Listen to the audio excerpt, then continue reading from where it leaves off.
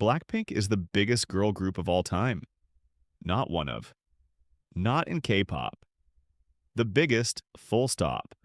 And I'm not saying that as a fan, I'm saying it because the numbers are absolutely stupid, and most people have never actually looked at them. So let me show you.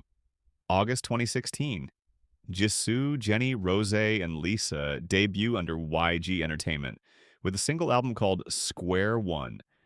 It becomes the first release by a female K-pop group to ever sell over 1 million copies. That's the debut. That's the floor. Most groups spend a decade chasing a number Blackpink hit on day one. Fast forward to 2022 and Born Pink. It becomes the first album by a female K-pop group to sell 2 million copies. It debuts at number 1 on the Billboard 200, the American album chart, in Korean. And it stands as the best-selling album of all time by a female act in South Korea. They are the highest-charting Korean female act in Billboard history. Not the highest-charting K-pop girl group, the highest-charting Korean female act, period. Now here's where it stops being an argument. Touring is the ultimate lie detector in music because streaming can be gamed and sales can be bundled, but you cannot fake 60,000 people in a stadium. The Born Pink World Tour ran 66 shows. 1.8 million people came.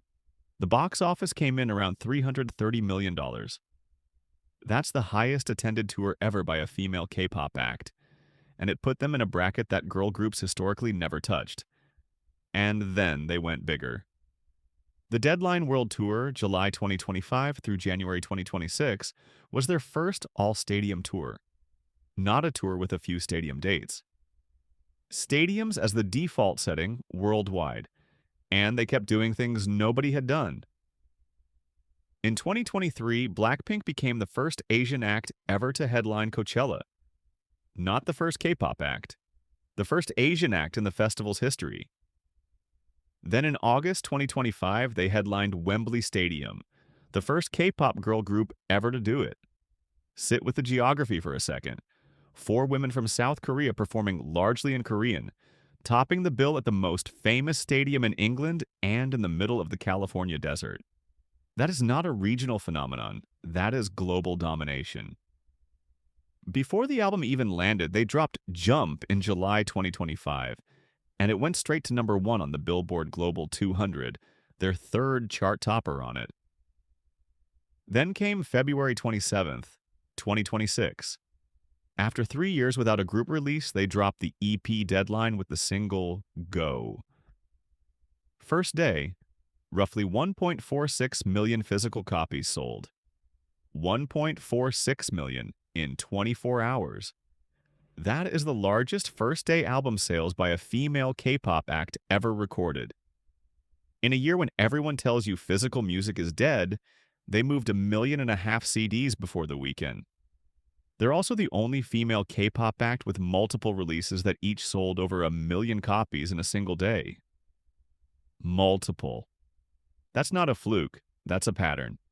But here's the stat that actually ends the conversation, and it's not even a chart position. It's that every single one of them is a global star on her own. Rosé's APT with Bruno Mars spent 37 weeks on the Billboard Hot 100 and picked up a Grammy nomination.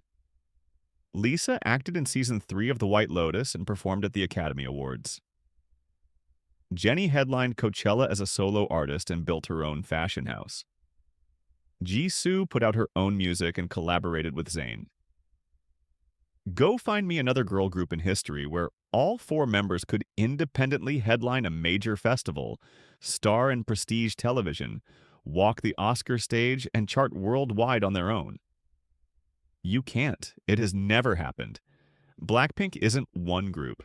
It's 4 separate global careers running at the same time, and they still come back together and break records when they do. 10 years. From a debut that broke 1 million to stadiums on 4 continents. The most successful Korean girl group internationally, and honestly the most successful girl group anywhere, measured by how far the thing actually traveled. Other groups sold records.